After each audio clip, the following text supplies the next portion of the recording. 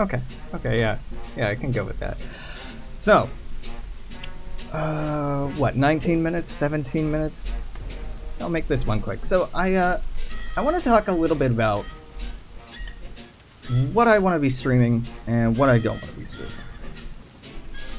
What I want to be playing and what I don't want to be playing going forward. And this is obviously something I would adore feedback on, but it's, no big deal either way. I'm playing EU4 right now because of current events going on in the world.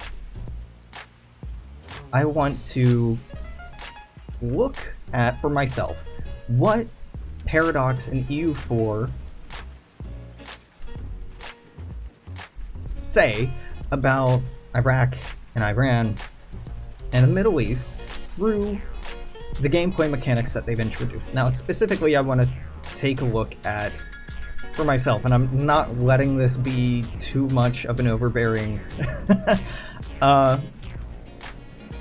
theme on the series, yet I'll probably slip into it, I know myself. But I want to take a look at that, and I want to get a feel for it. In a way, it's also a little bit of, I want to imagine a reality where this region wasn't stomped on so much. I want to look at the differences in geology and geography and culture and religion in this area to a little bit broaden my own understanding of those regions. I also haven't played that much in it, so there's certain mechanics or really like national ideas and cultural bonuses and things like that I'm not super experienced with, and I could learn from that. Why not? I mean, I put in like 1,900 fucking hours into the game, which is crazy. So I don't know if I'm gonna keep it going to its extreme, but I've never formed Persia before in EU4 that I remember, so why not? Let's go and do that. I haven't really wanted to play grand strategy titles though. Like I've talked about in the past, generally they're a little too jingoistic. They're a little too imperialistic. I mean, by theme of the time period and the mechanics, they kind of have to be.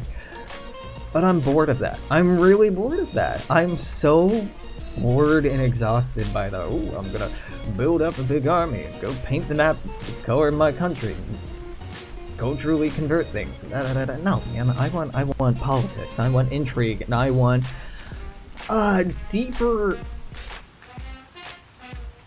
insights into cultural and technological development and developments in art and sciences and how to create societies that encourage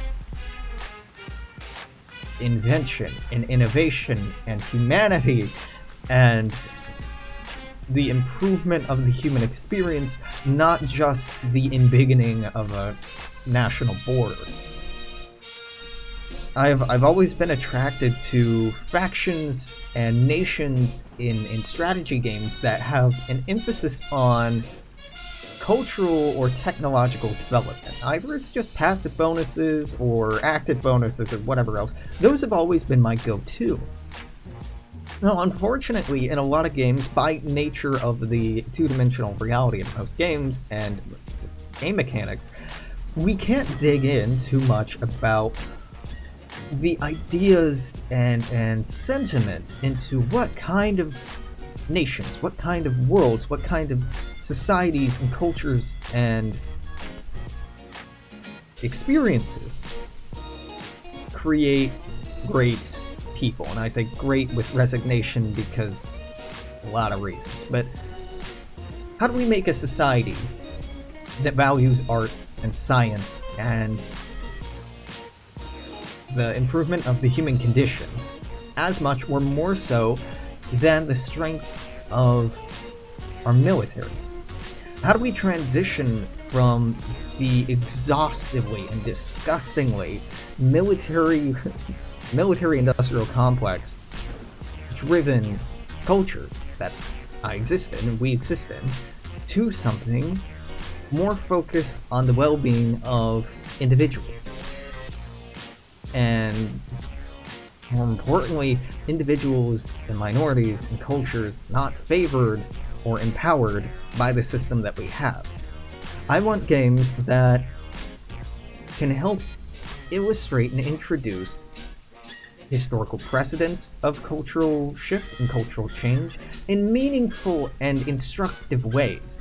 Even Victoria 2 does this better than any modern Paradox title, in that at least the technologies you went through explained how different thinkers and different schools of thought then went on to change and impact the way that societies were organized, or political parties were organized, or political structures were conceptualized, or yada yada yada yada yada. In EU4, you click on a technology and then you get a passive bonus to something, or you get to open another menu and change a unit type, or you can build a new building with it, and it's too linear and it's too shallow. It's boring. But like, I want a game, and Crusader Kings 2 is even more guilty of this, where tech is just boring as fuck. I want to see the Middle East, I want to see Baghdad at its height being the amazing center of intellectual, philosophical thought and culture that it was, and I want that represented in game physically and meaningfully, not just in them getting plus X number of ducats per month, or having access to slightly better heavy infantry, or whatever the fuck. Like, I want it represented in-game in a way that captures the majesty and splendor of these triumphant moments in human history. I want to... I want games that give as much grandiosity, prestige, and awe and wonder to great works of art, and great works of science, and great works of literature, and great triumphs in charity and empathy and care, as much or more so than they do martial domineering or politicking. So that's why I haven't really been playing a lot of grand strategy titles. Really, why I haven't been playing a lot of strategy titles. I haven't found myself intellectually or emotionally satisfied with a lot of games lately. Disco Elysium is probably the closest thing in the last year that's really scratched that itch. But Disco Elysium also goes so far into absurdism at times that it starts to lose me a little bit, and I hate the protagonist so much that I resent having to play them, which is a really interesting experience. As a work of art, Disco Elysium is up there. Really up there. Yeah. I've been playing a bunch of smaller, dumber, and I don't mean dumber in a hateful way, just in a less, cerebral way. Right, less cerebral kind of titles. I've been enjoying that. But I did build a lot of the following on this channel and the YouTube channel, mostly the YouTube channel, through playing Hearts of Iron 4 and EU4, specifically like Overworld Blues and Kaiserreich, and god, there was a comment lately that asked, oh, are you gonna play more Overworld Blues? And I want to, is my answer. I want to play more, but I don't want to play more. The games haven't fundamentally changed or grown. They're not emotionally substantial enough to draw me back. Overworld Blues, in particular, a lot of the beauty of Fallout, for me, is its cultural critique. It's good art in that it's politically aware, at least. The whole post-apocalyptic genre is a cautionary tale about the use and obsession with military might, right? Like, that's the entire fucking point of the genre, is to say, hey, but what if we didn't destroy each other in the world? Wouldn't that be kind of cool? And Fallout then goes on to kind of have a nihilistic outlook of, listen, even if we destroy ourselves and we have this post-apocalyptic potential to rebuild society, inevitably, given material conditions, and it posits that a nuclear war or apocalypse isn't the economic, material, militaristic, political reset that we like to imagine it is in a lot of the post-apocalyptic fantasy that we put out there. It posits that the material conditions existing before the war will persist after the war unless meaningfully addressed, right? You have factions like the Enclave, who are just perfectly emblematic of this, so long as there is one survivor who remembers the old world and shares its values. Those values and the old world's problems are still something you're going to have to contend with. The Brotherhood of Steel is the antithesis of this, right? The entire original lore of the Brotherhood of Steel is that they recognize this inherent danger in the material conditions and the literal artifacts of the old world, and they want to contain and control it because they know that the paths we've been down before have ultimately led to our own destruction and the ruination of humanity. Which makes them an interesting faction, because as a PC, you want that sweet-ass power armor and that, like, dank plasma rifle. But philosophically, they posit an interesting argument. Then you have the New California Republic, right? The NCR. And I'm talking about all this West Coast shit because the West Coast shit was the best. And I'll get to the East Coast, but the NCR remembers nostalgically through history books and remaining propaganda and the archaeological record of the old world. They have this idea, colored by this lens that they're reading it through, of all the good that was lost, and they want to rebuild all this good, and that's super interesting, right? This is what makes Fallout so fucking interesting, is how it explores how we remember history, how we'll remember the same history in different ways, and the different ways that we remember that history, and the different facets of it and aspects of it that we fixate on and focus on, ultimately greatly color what we want going forward and our values and so many other things. And it's really great and rich and interesting because of that. The whole super mutant thing, I don't care much for, but it's the same thing. Talking about how even if you think the sins of the past are destroyed, they're still coloring the future, and there's still something we'll have to contend with in the future. And even if you think that you're wiping the slate clean, even if you think that you're eliminating something or destroying something through force, it's often not through brute force alone that you will ultimately solve the problem, that there need to be meaningful cultural changes in order to see actual material changes. You can't just force a better world through might of arms.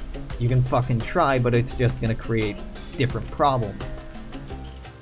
On the East Coast, we see the Brotherhood of Steel's whole ideology, which is interesting and nuanced and difficult, which makes it good, flipped on its head. Like, what if we let other people in, and what if we share technology, and what if we tried to use technology for the betterment of humanity? And it slips back into the same thing that the NCR is doing on the West Coast, right? This super hopeful outlook of maybe we can do it better than the people who came before us. Maybe we won't repeat their mistakes. Maybe we can learn from their mistakes and make a better world and fix this broken world. And it's a very attractive ideology, right? Which made it all the more heartbreaking in Fallout 4 when Bethesda decided, you know what we should do with them? Just turn them into a bunch of fascists.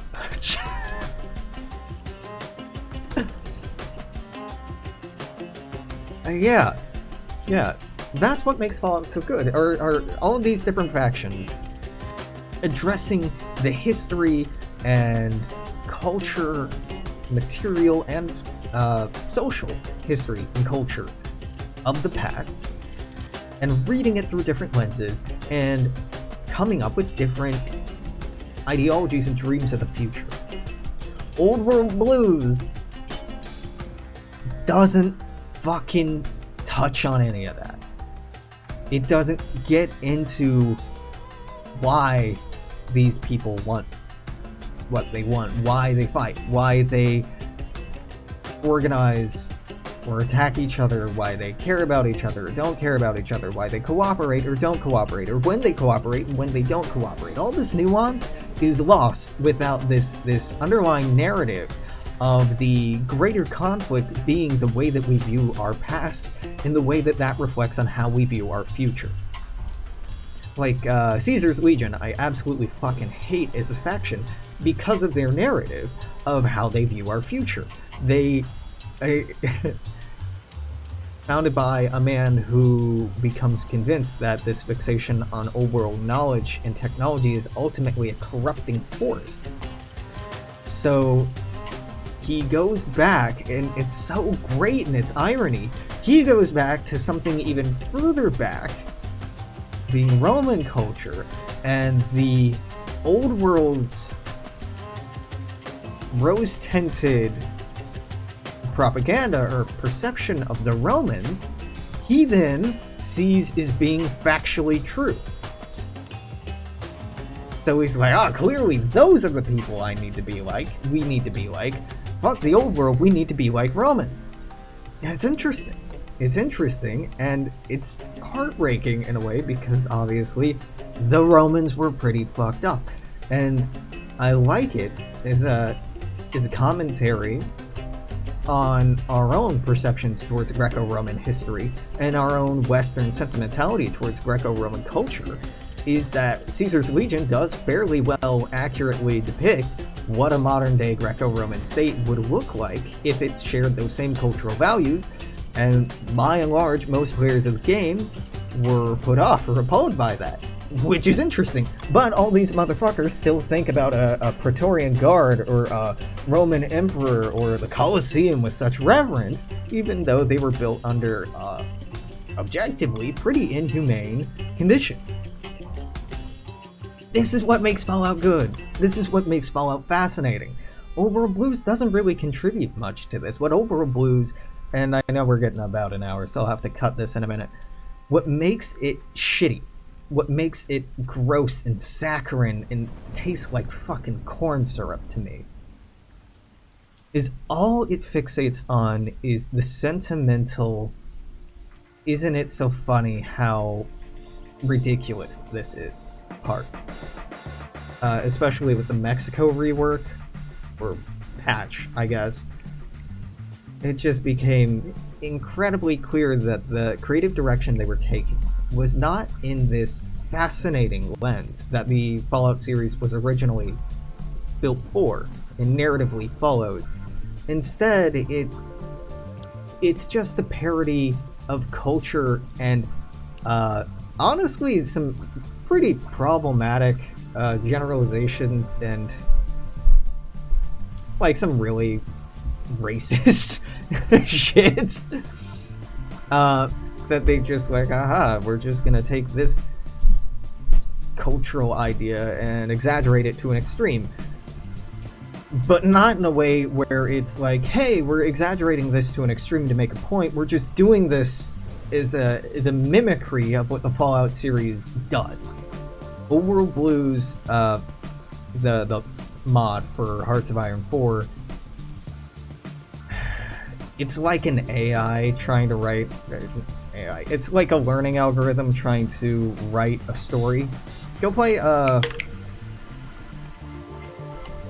is it? I been playing with this a lot. Go play with AI Dungeon IO, and look at how this learning algorithm that knows pretty well how stories are constructed and how narratives are constructed, and can parrot that very well, can just really miss the fucking point of certain narrative arcs, of certain settings, and can get really confused in the translation. And that pretty well summarizes my feeling towards the Old World Blues mod. It's cool, and they're doing very interesting stuff mechanically, but narratively, it is just bleh. It's not for me. So that's why I haven't been playing that. I don't hate these games. Right, if I've spent hundreds or thousands of hours playing these games enough to get to the point, like now, where I'm critiquing them as mercilessly as I have been, it means that I've enjoyed them, and it means that they're evocative, and it means that they've made me at least think about them. And generally, I would assume I enjoyed those experiences, so I do think highly of them. And if there are mods out there, like Kaiserreich actually does a better job of exploring these nuances, then I'm interested. Then I'm very interested. And if there's new mods I haven't played before, then I'm interested in playing those and taking a look at how they have colored or changed things. Now, the launcher is kind of... Paradox's new launcher is kind of fucked a lot of my mods and made it a lot more difficult to get them running. It's just like such a downgrade from the old launcher, but you don't need to hear me complain about that. The subreddits are still complaining about it. And I'll put in a cut here, and we'll transition over to EU4. So, if you're watching on YouTube, till tomorrow. Balloon. Not gonna cut. Yeah, okay. Okay.